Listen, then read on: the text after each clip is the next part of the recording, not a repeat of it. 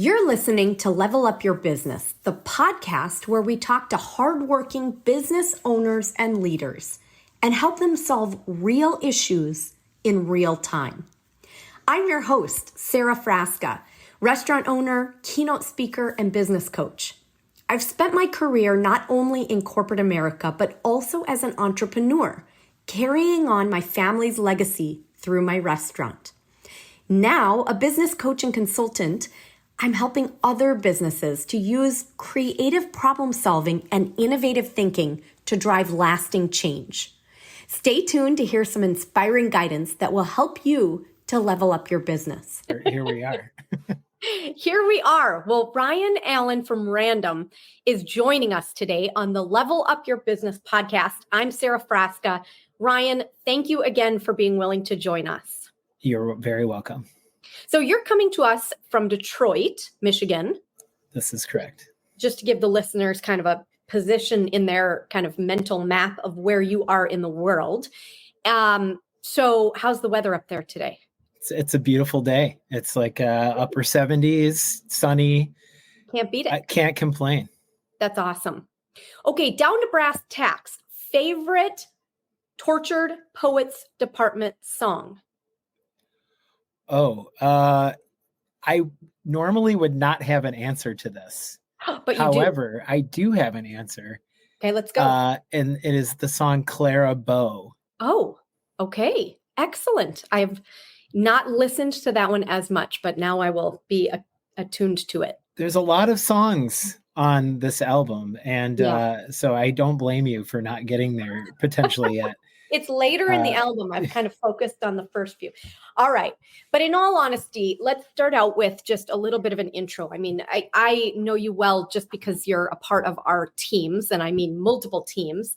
And today I really wanted to focus on how business leaders can better use their partners. And so, you know, you're coming from Random, a marketing agency out of Detroit, one that I love and have used now for years. And, you know, you're a part of several of the different businesses that I'm a part of as well. So Point Northeast, obviously, and the Trasca business, and then also the kind of Sara Frasca speaking business. So can you tee up for us a little bit of your background and how did you get to this spot and this business and what you're doing? Yeah, no problem. So I had a pretty unconventional career path. I went to school. I went to college for journalism. After school, I started writing for different, entertainment-based magazines in Detroit, and decided that I would, instead of working a full-time job, I would rather be in a rock and roll band and go on tour.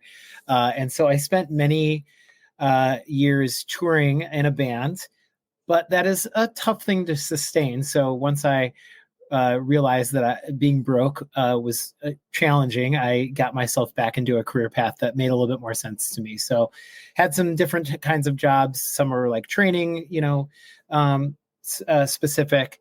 I worked at the Apple Store as a trainer for a good part of my career, and then transitioned into marketing. So worked with one of our co-founders, John Patterson, at an agency, and definitely clicked with him. Worked at that agency for about a year, and then I worked in franchising for about 8 years. I worked for Goldfish Swim School on the marketing team, and my job kind of, it's very kismet with the subject matter of this podcast was to manage different digital marketing vendors. So I'm very passionate about the relationship that vendors and businesses have. And so, I know we'll get into that more in a bit, but after working for Goldfish for a year, I transitioned, or for 8 years rather, I transitioned into real estate management, marketing rather, I should say, which is a whole other, ball of wax to kind of wrap my head around. And then felt the pull back to wanting to be at an agency again. So I've been at Random now for about a year. I'm the marketing director. My role is kind of a little bit of everything from managing the team to managing, relationships such as the one we have with you and your businesses, Sara, And, I just love working here. It's a really amazing culture. Super, lucky and proud to be a part of the Random team and also to be a part of the Sara Frasca universe as well. Oh, I don't know if it's as big as a universe, but thank you. That's kind. We sure are happy you guys are a part of it.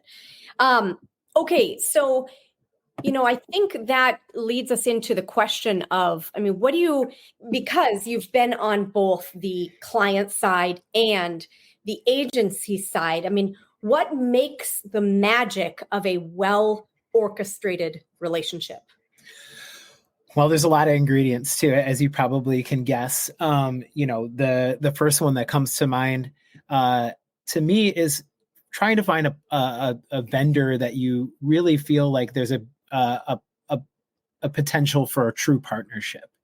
Partnership gets thrown around, I think, as a word, as a concept, quite often these days, but it sometimes doesn't always come to fruition. Mm-hmm. And so to really get to a point where partnership is, a back and forth, it's collaborative, it's respectful. You have to ask the right questions. You have to, make sure that they're like checking off your, cultural boxes, so to speak, and make sure that, they are committed to the same goals that you are, attempting to communicate to them. It's a lot easier said than done, but that certainly is kind of the first place I would say most businesses should start is, really having an internal, almost like cultural like foundation where, if this partner or this potential vendor isn't, checking those cultural boxes, we need to move on from that partnership, or we need to make sure as we're searching that we use that as our barometer to continue with a relationship or start a new relationship. So that would be number one. Number two, probably no surprise, is communication. Communication when it comes to partnership is vital. I'll use your team as a great example, Sara. James on your team is really a great communicator. He has no problem hopping on the phone, whether it's phone, text message, email, using different tools to communicate. The dedication to communication is so important. And it's not just like text messages or, emails back and forth. It's the substance of the communication, the respect for the individuals involved is also incredibly important. Everybody's busy. Everybody's got a million things going on at once, and so being respectful of that, I think is really, really key. Asking questions like, and this, again, it's a partnership, right? So us as the vendor, we need to be asking questions like, when do you need it by? Really making sure that the expectations are communicated and understood in order for people to feel that the vendor or the client, cares about getting it done on time and making sure that you meet your deadlines, and B, making sure that it fits into the priority list. So communication is incredibly, incredibly important. And then I guess the third thing is organization. Making sure that there's a structure, there's some kind of tool or philosophy or whatever gets applied that holds people accountable so nobody feels let down. Partnerships tend to fail when people feel like they're asking, for assistance with something, insight, whatever it is. And, if that continues to fall through the cracks, it's going to affect the trust in the relationship between those two parties. And without organization and organizational, approach or aesthetic being applied to the partnership, things can get out of hand really, really quickly and easily. So that's, a great example is having a weekly meeting, where there's, the ability to touch base and, add clarity to what's going on. It could be, a simple, tool like, we use something called 90 to keep ourselves organized and on track. So, I think those three pillars really set a very solid foundation to make sure that that partnership is strong and that everybody's kind of, to steal a line from you, moving up and to the right instead of the opposite direction. That's great. Thank you, Ryan. That is a trademarked tagline, so I'll send you an invoice. Yeah, that's fine. Okay. All right. Teasing you. All I'll right. have somebody else pay for it. Okay. Well, there you go. Okay. So the reason for, this topic, in my opinion, I would say a lot of our Point Northeast clients have partners. They have vendors, or they have people in their midst that are doing their accounting or their, tax work or their marketing work or whatever else. And so, I find that it's not always built of the same type of partnership that I like to have, which again, we have a really solid one built on a lot of the things that you talked about. And so I want them listening. I want these clients listening for the cues of, what am I doing right with the people who are doing a part of my business, who are doing work on behalf of my brand, or are, interacting with my people? Because a good partnership versus a kind of stomped upon vendor can create a very different work product. And just to hover on that for a moment, I have been on the agency side. In fact, I would say I'm on the agency side right now with Point Northeast. We serve clients. We are a service-based organization. If we are not serving, we fall flat on our noses, right? I mean, we have to serve first. I also have been on the client side. And again, I'm on the client side right now, but I would say I learned the client side at General Mills all those years ago. And I got to see what it is like when someone really empowers their partners versus stomps on their vendors. And again, I use those two words as a really good kind of comparison of the thought process, in my opinion, of leveraging outside talent, outside help. You're bringing people in to be a part of your world, and you can treat them like dirt, or you can treat them like respected work product partners. So talk a little bit about, if you don't mind, maybe you have examples, and I certainly don't need names, but Sure. Some maybe examples of how that comes to life. Absolutely. So I kind of put this concept in two categories. There's sort of the philosophical side of it, and then there's the more like tactical, like what are we actually doing side of it. So I'll talk about the philosophical side first. It really comes down to empathy. I know that word is also thrown around a lot, but truly having empathy, both parties having empathy for one another, is so incredibly important. It's one of Random's core values, in fact, is to, and we take partnership extremely seriously, but you can't get there if you don't have empathy for the entity that you're working alongside of and with. And it's a lot easier said than done, but you can get to that empathetic place through transparent communication. Again, you can get to that empathetic place through, spending a little bit of time trying to understand the processes that the other side, of the relationship needs to go through to get, your deliverable delivered to you.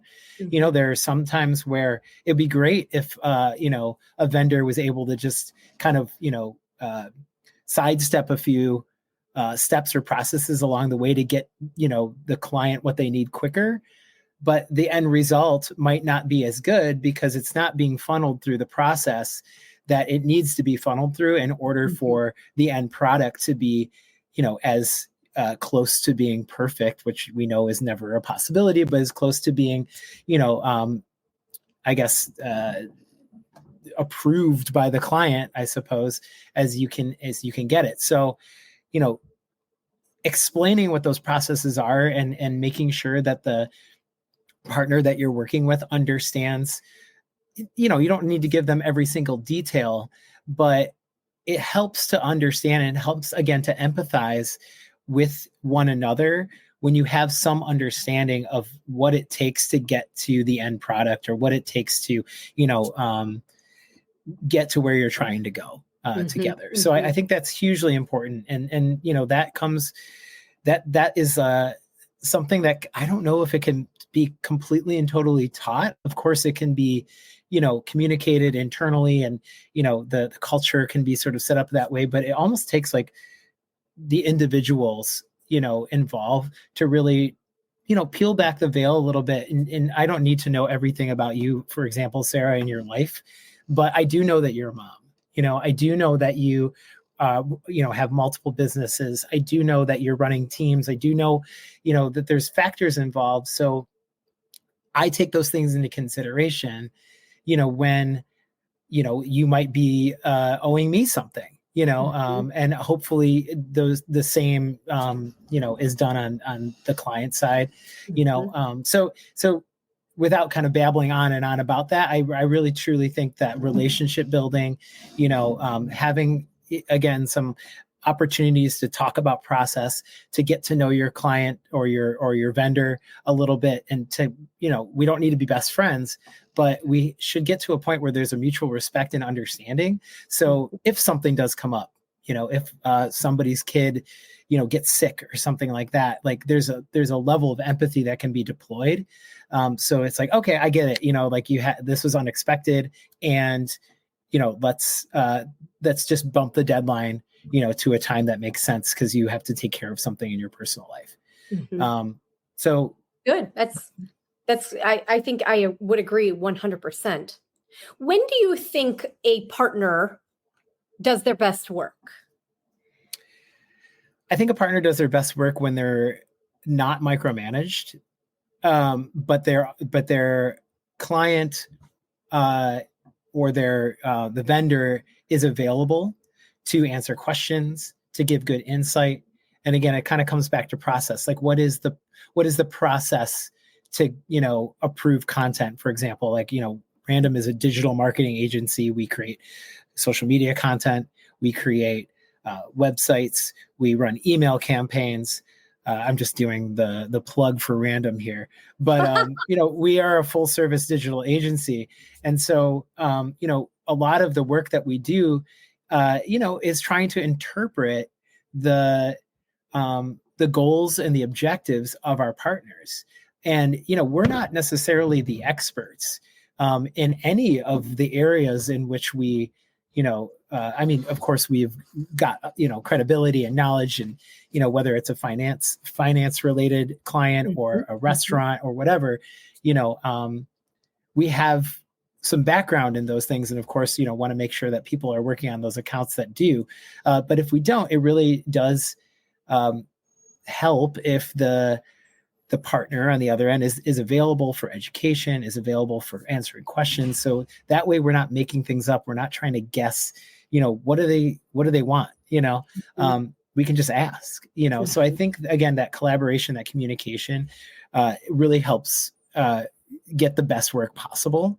And it just comes down to the willingness to be available to demystify or add clarity to whatever is being worked on, because that's where I think a lot of these relationships start to really fall, is when there's no clarity, there's no direction, it's super confusing, you know. So the more clarity and the more, you know, just straightforward, which is not always a skill of mine, but a straightforward communication of, this is what we're looking for, this is what we need, this is what we need to buy.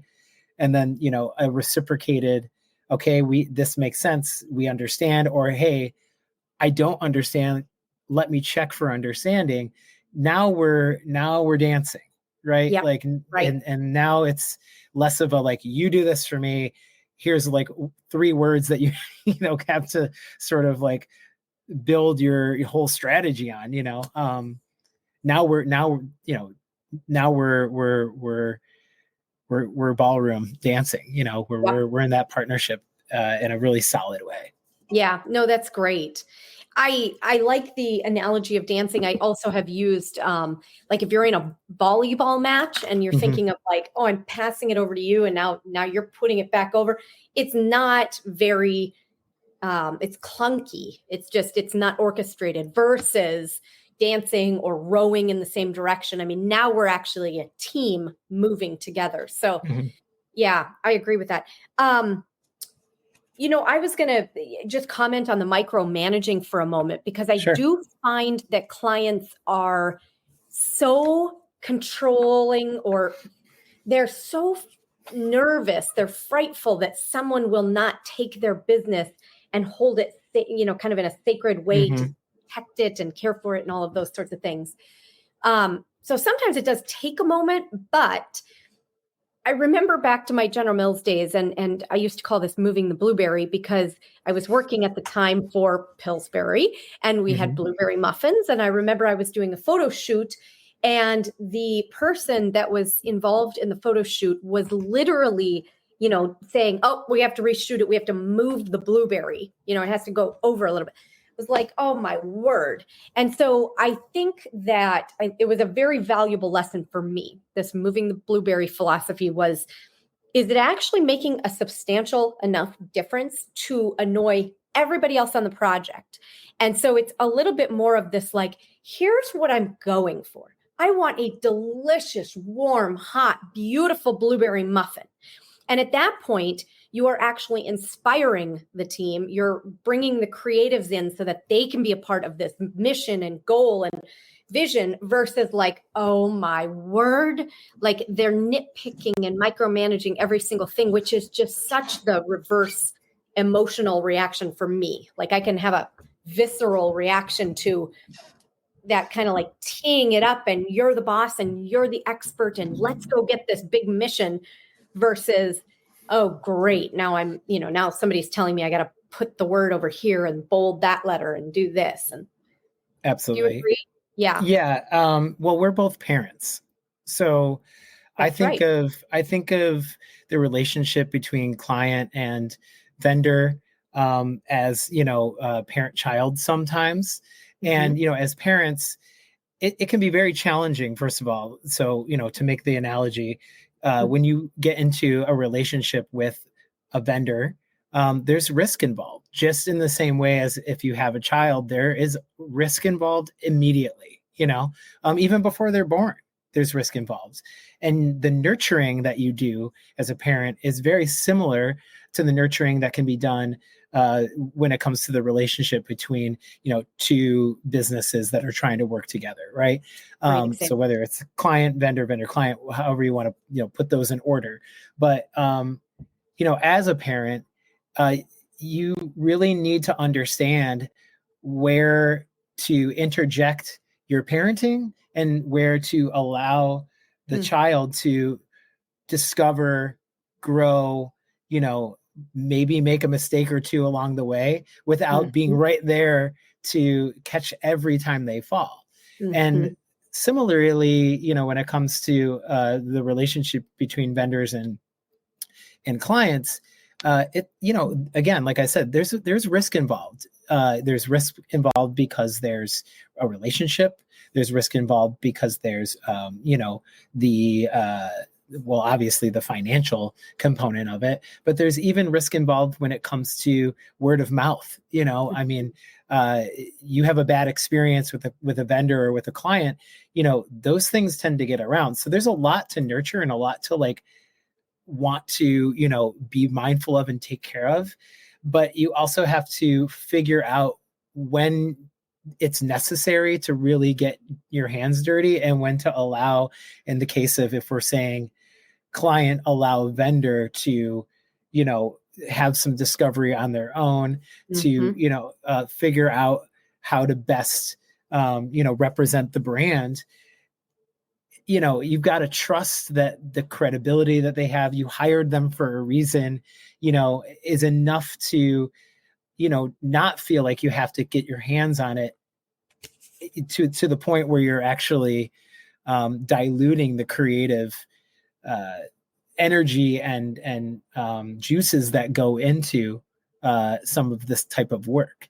Yeah. It's a lot easier said than done, and I empathize with clients who do feel compelled to micromanage, and micromanage sometimes, I mean, it's certainly like a bad word in the business world. And, nobody likes to have a boss who micromanages them. No one's going to, like, if you were like, hey, raise your hand if you'd like to work for somebody who's like intensely, committed to micromanaging everybody, no one would raise their hand.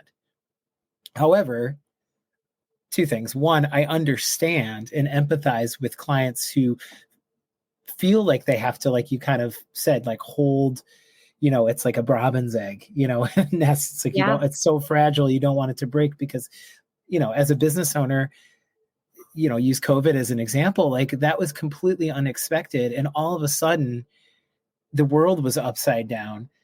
And, I know that you as a restaurant were probably feeling that unexpected event super hard. And it's almost like, okay, like we're in like an emergency situation here. So I need to make sure I know what's going on with every single piece of everything. These vendors that we're working with, they need to be, plugged into what we need to be doing here. So, it's your baby. Like, I totally get that, and not to go on and on about it, but I do empathize with it. Mm-hmm. It's just, really takes, and this is kind of like, whether it's done in a formal or informal way, it takes good feedback and good open communication. Gino Wickman, who wrote the EOS book that I know you're familiar with, he calls it Truth and Bourbon, where, it's like, I'm going to give you, some hard truth here, and I'm not trying to upset you. You might want to take a shot of bourbon to like relax here. But the idea is that, like, okay, like this might be hard to hear, but I need to communicate it with you and give you feedback about this so we can, get on the same page. And so if that is like, I want to, as the vendor, want to make sure that you trust me. Here are the ways that can work. Right. And vice versa. Like, in order for me as the client to trust you, I need you to do these things. Right. So like I said, easier said than done, but it can work, and it can happen with good communication. Yeah, no, that's great. I mean, little things too kind of add up to building that trust. And I'm just going to bring this, as an example, because too often I find that our clients are not doing good behavior on this. So I try to coach them in the background. But, if I had my phone and you didn't know that I was paying attention to you, you now have lost trust in me. Like, what is she doing that's so important that she's not paying attention? Or, something else must be more important than me. And I think that's a two-way street. Both the client and the partner, the agency, both need to be completely mindful, completely undistracted, and kind of in the zone in order for each to feel the respect and the trust. Another one is just keeping each other in the loop. You talked about communication early on, but I think there's a big trust factor here where you're, really kind of bringing them in and they become a part of it versus just, now downstream, I'm just going to tell you I need this. Well, why do you need that? And what's, so there's some trust in that. I think the other thing, again, I'm trying to even just break it down into the microcosms of this, being on time. I mean, I remember, again, just being a, person waiting in the lobby at a massive organization, and it's like, oh my gosh, they're 2 hours late. And I'm just going to keep sitting here until they come and get me. And, it's a very disrespectful feeling, I think, in that moment of like, wow, I must be so unimportant to them that they can't even come and get me from the lobby when they said they would come and get me, things like that. Mm-hmm. Yeah. I feel like, there's a lot of fear really kind of like underlying a lot of these vendor client relationships, fear on both sides. I mean, one of my, like, not to turn this into a therapy session, but like one of my biggest, kind of concerns is always, I don't want to let anybody down.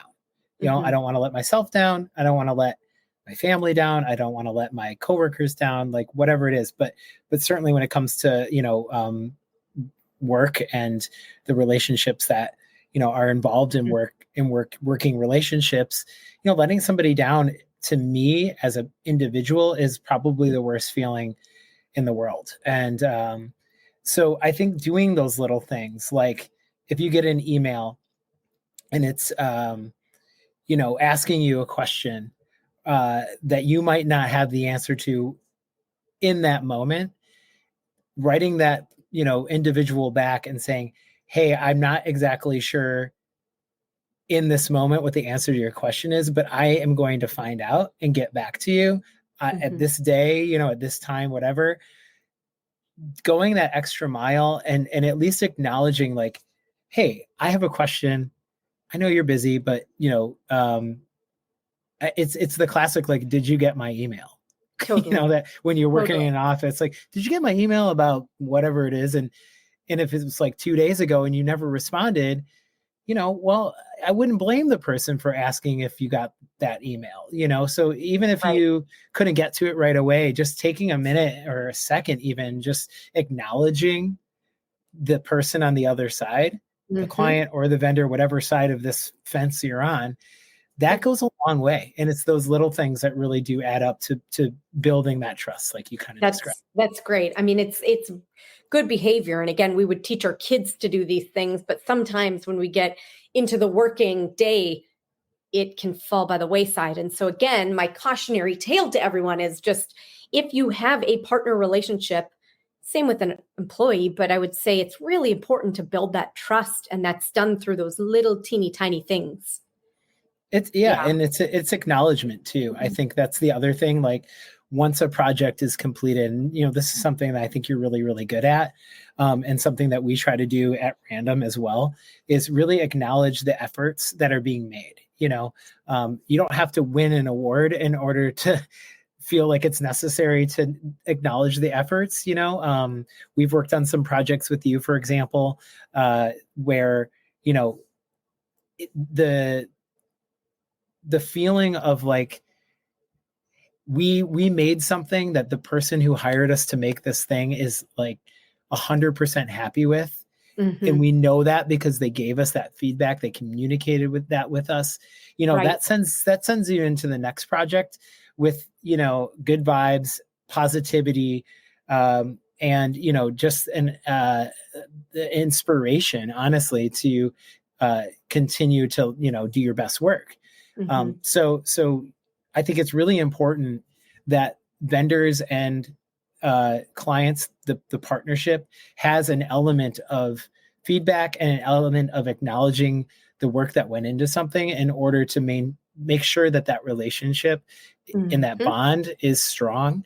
Because eventually, if you don't know how things are going, it's really hard to gauge, not only like, I guess it's hard to gauge what the person wants at a certain point. Like, it becomes more murky, and it's also hard because you start like questioning yourself and second guessing, and that can be a tough place to be mentally. So yeah, acknowledgement and feedback are really imperative, I think. I think that's a really good point. I mean, talk about the fear of failure as an agency doing work on behalf of clients. I mean, how big does that play a role in your output, your energy level? I mean, what does that look like? That's a good question, because it depends, I guess, on the culture of the agency, and if you're even in like a phase of the business where you're struggling a bit, maybe to get clients or whatever, that's certainly going to inform that fear of failure, because now it's like urgent, but that aside, I think it's something you have to acknowledge is there and balance, but not let overtake you. You can't allow that feel of failure to get in the way of trying something new or making a suggestion, because ultimately those suggestions are the things that could ignite an idea or a project or an initiative that changes the business for the better. An example of that is I don't know if this is like common knowledge or something, but like a franchisee for Subway suggested the $5 footlong. That was not like a corporate brainstormed, or a marketing agency that brainstormed it. It was a franchisee doing the math and saying, like, we could sell this sandwich cheaply. It's a great, obviously like marketing angle to it, but I think this can work, and I'm going to take the fear of failure and push it aside and talk to who I need to talk to make the suggestion. And now everybody that's their whole marketing, Yeah, and it has been for years. Yeah. for a long time. Right. So all that took was somebody speaking up and not being afraid to make a suggestion, and not being afraid of getting their suggestion, thrown in the garbage, and Right. shooting their shot, so to speak. So,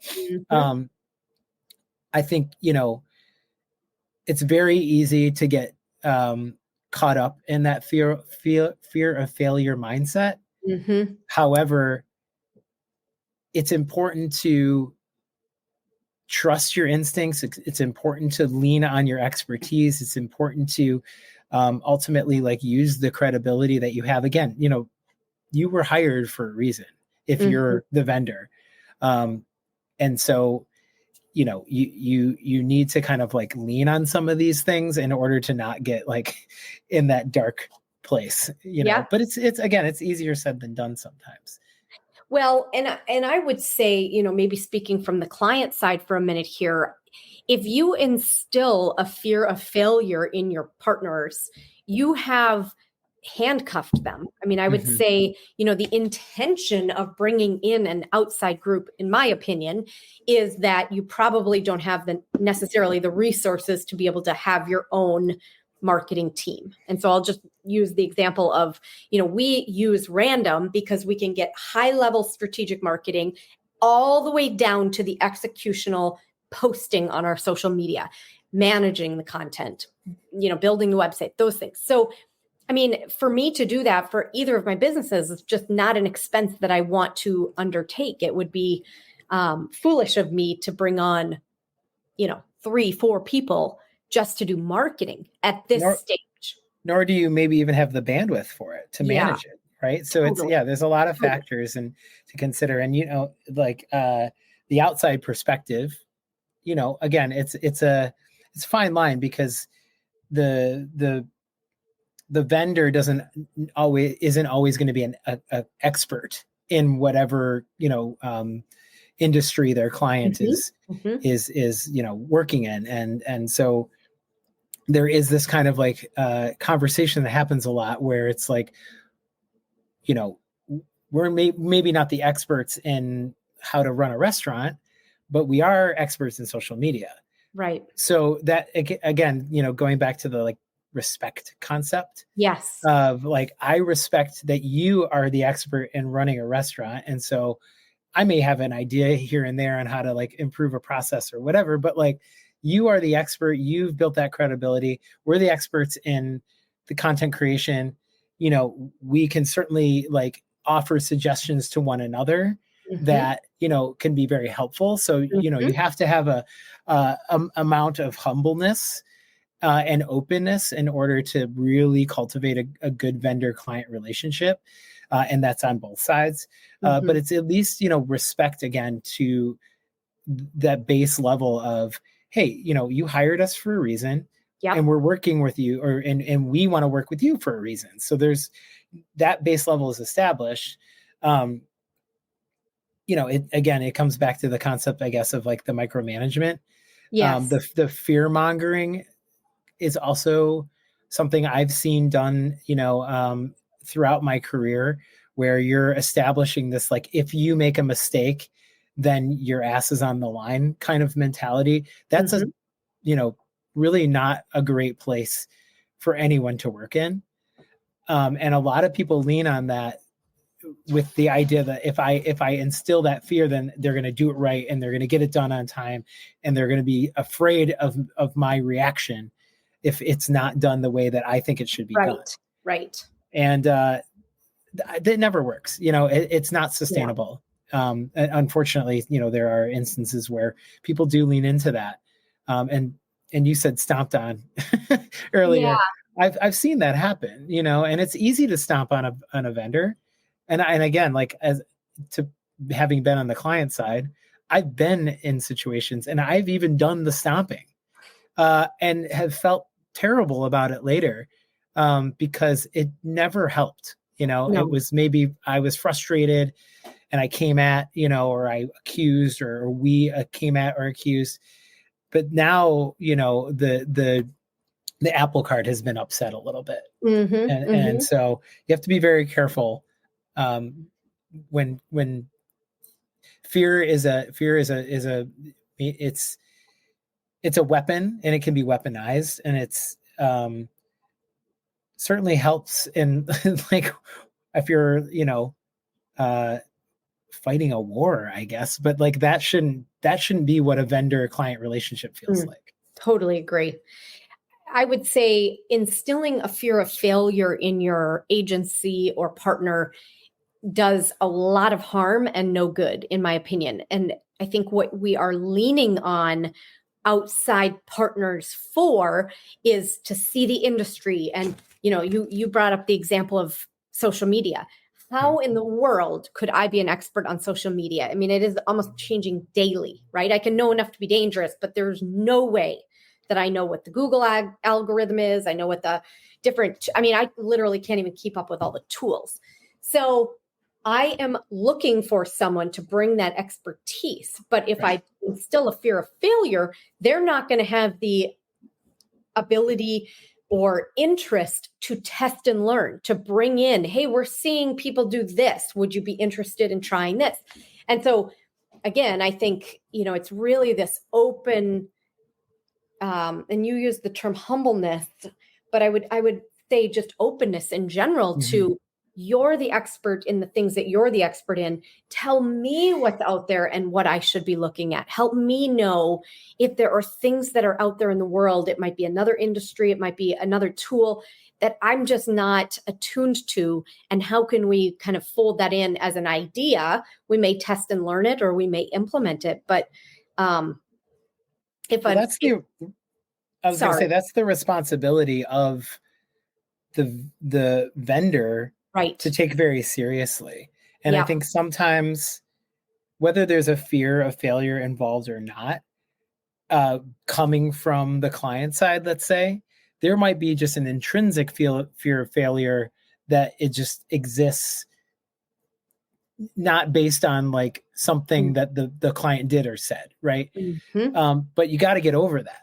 You got to get past that, and you have to speak up, and you have to bring those things to your client in order to continue to cultivate that trust in that relationship. So if you're withholding information, if you're not, letting, like, for example, we brought like an option to the restaurant to create like a scannable, basically like a tap card that's on the tables of the restaurant to submit a Google review very easily. It helps, build up that credibility for the restaurant. It makes it easy for the guest to submit a review. Another idea was, should we look into e-commerce for the merchandise? And of course there's, and you even brought up, I'll just use this as a real example. You're like, yeah, it sounds great, but my concern is fulfillment. My concern is like, if I have to mail these out, like, what is my process for that? So, but bringing that conversation to the table, having that discussion, it's the responsibility of, in my opinion, of the vendor to bring those things to the table. So it isn't just a one-sided relationship where the client is thinking like, I have to continue to ask you to do things, or, there needs to be a back and forth there to, No, that's go back great. to earlier analogies, I guess. Yeah, no, that's great. The dancing.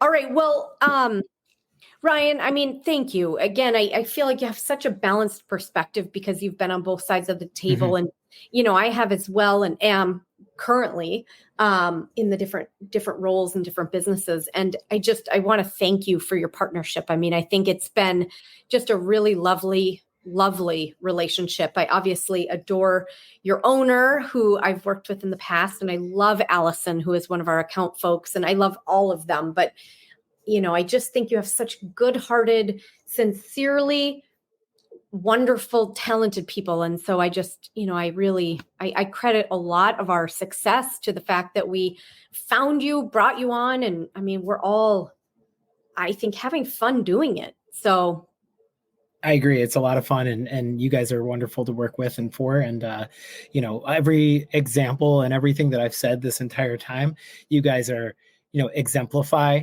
all the positive, aspects of what we've talked about. And so I think the Trasca and Point Northeast teams are great examples of how to truly have a partnership that is organic and unforced and transparent and authentic. Again, these words get used very freely, when we're talking about these things, but it's another thing to exemplify it with action.